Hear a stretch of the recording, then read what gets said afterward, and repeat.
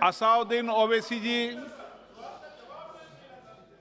Speaker sir, आपका बेहद शुक्रिया कि कल शाम में आपने फ़ोन करके मेरी खैरियत और मुझसे दरियाफ़्त किया कि क्या हुआ, और आपने मुझे बताया कि आपने फ़ौरन पुलिस के आला अहदेदारों से बातचीत भी की।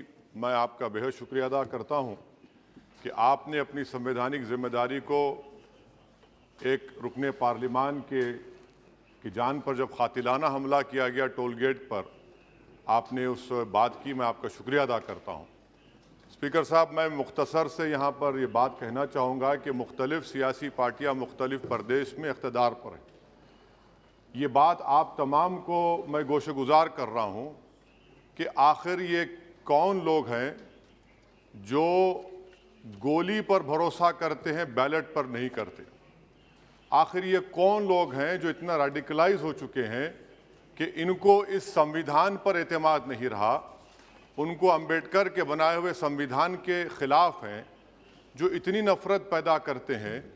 आखिर ये कौन लोग हैं? मैं इसको सियासी गुफ्तगू नहीं करूंगा, ये सबके लिए छोड़ रहा हूं, क्योंकि जहां तक मुझे मालूम कि मैं 2 मरतबा का विधायक हूं, 4 मरतबा का सांसद हूं, और अगर इस तरह से अगर राजनीति आगे बढ़ेगी कि टोल गेट पर गाड़ी रुकती है और 4 राउंड गोलियां चलाई जाती हैं, आखिर इन नौजवानों को ये कैसे रेडिकलाइज हुए? और मैं सरकार से पूछना चाहता हूं कि क्या उन्होंने ये रेडिकलाइजेशन सैयद कुतुब की किताब पढ़कर रेडिकलाइज हुए, अब्दुल्ला अज़ाम की किताब पढ़कर रेडिकलाइज हुए, या अयमन अल ज़ोहरी की किताब पढ़कर रेडिकलाइज हुए? इसीलिए मैंने सरकार से 2015 में कहा था कि इंटरनल सिक्योरिटी डिपार्टमेंट MHA में, उसमें तमाम मज़ाहिब के लोगों का एक काउंटर रेडिकल सेल बनाइए आप। और सर, ये रेडिकलाइज हो चुके हैं तो भारत की इससे राइट विंग कम्युनिज्म और टेररिज्म बढ़ेगा। मैं आपसे अपील कर रहा हूं कि जो गलती NDA 1 में की थी, आप वही करने जा रहे हैं। आपको नुकसान होगा, आपकी सरकार को नुकसान होगा, देश को तो, देश की सालिमियत को खतरा तो पैदा हो रहा है। सर, मैं आपके जरिए से सरकार को ये भी बताना चाहूंगा कि जिन लोगों ने ये रेडिकलाइजेशन किया है, आप इस पर गौर करिए, इन पर UAPA क्यों नहीं लगाते आप? अगर कोई स्पीच देता है, अगर कोई फेसबुक पर किसी क्रिकेट मैच पर किसी टीम की तायीद करता है तो UAPA लगता है।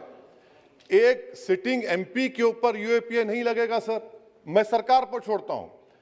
सर, चौथी बात यह है कि रेडिकलाइजेशन की जब बात होती है, हमने यहां पर एक कांग्रेस के बड़े नेता से सुना कि 2 भारत हैं दौलत के एतबार से। नहीं सर, भारत की दौलत मोहब्बत है। भारत की दौलत पैसों की दौलत नहीं है, भारत की दौलत मोहब्बत है।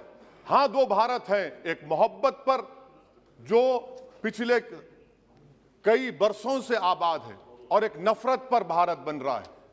तो क्या आप दौलत की भारत की मिसाल देंगे या मोहब्बत की भारत की मिसाल देंगे? अगर मोहब्बत की भारत की मिसाल देंगे तो उसमें आपको मेरी जबान को रोकने के लिए गोली चलाने की जरूरत नहीं है। इस 2 भारत को समझने की जरूरत है। सर, सर सुनिए सर, मैंने करीब से 6 फीट से गोलियां देखी। मुझे बोलने दीजिए सर, हो सकता है कि कल दिन ना देखूं मैं। अगर मैं यहां पर नहीं बोलूंगा तो कहां बोलूंगा सर? आप मुझे प्लीज बोलने दीजिए। सर, मैं आपसे गुजारिश ये करना चाहूंगा कि आप हरिद्वार में, रायपुर में और इलाहाबाद प्रयागराज में मेरे बारे में क्या कहा गया? आपके नाईबी की रिपोर्ट है ना, आप क्यों छुपा रहे उसको? देखिए, मैं मौत से नहीं डरने वाला हूं, हम सबको जाना है इस दुनिया से। बल्कि मैंने कह दिया कि मैं इस वतन में पैदा हुआ, मेरी मां की कोख से तो जमीन पर लिटाया गया।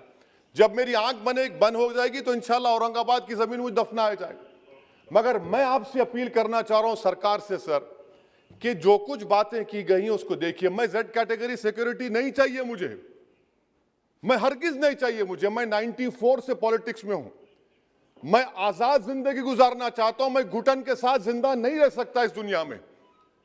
मुझे जिंदा रहना है तो अपनी आवाज उठाना है, मुझे अब जिंदा रहना है तो सरकार किसी के उनके खिलाफ बोलना है, और अगर गोली लगती है तो मुझे कबूल है, मगर मैं घुटन की जिंदगी नहीं गुजार सकता सर।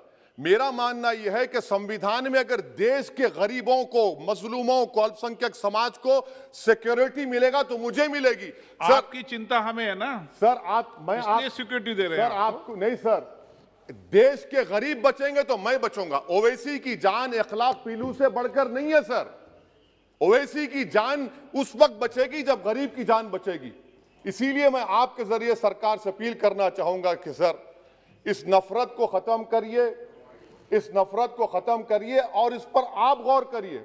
मैं नहीं लूंगा सिक्योरिटी, मैं जेड कैटेगरी नहीं चाहता हूं सिक्योरिटी। मुझे ए कैटेगरी का शहरी बनाइए आप, मुझे ए कैटेगरी का शहरी बनाइए ताकि मेरी और आपकी जिंदगी बराबर हो। जब देश के प्रधानमंत्री पर सिक्योरिटी ब्रीच हुआ, अपोजिशन की तरफ से मैंने कहा था कि गलत हुआ। सब सेकुलर पार्टी के लोगों ने कहा कि ओवैसी तुम क्यों बोले, तुम क्यों बोले। मैंने कहा नहीं, देश का प्रधानमंत्री मेरा है, सिक्योरिटी ब्रीच हुई तो एक्शन लेना चाहिए। मगर 4 मर्तबा के एमपी पर कोई 6 फीट के फासले से 4-4 गोली चलाता है। मुझे मौत है, हम सबकी मौत है, मगर मैं इन गोली चलाने वालों से डर कर खामोश नहीं बैठने वाला हूं। और मैं दुआ करता हूं कि उत्तर प्रदेश में पुरअमन पोलिंग होगी इंशाअल्लाह। उत्तर प्रदेश की जनता गोली चलाने वालों का जवाब बैलेट से देगी, नफरत का जवाब मोहब्बत से देगी और कमजोरों को दबाने का जवाब हिस्सेदारी से देगी।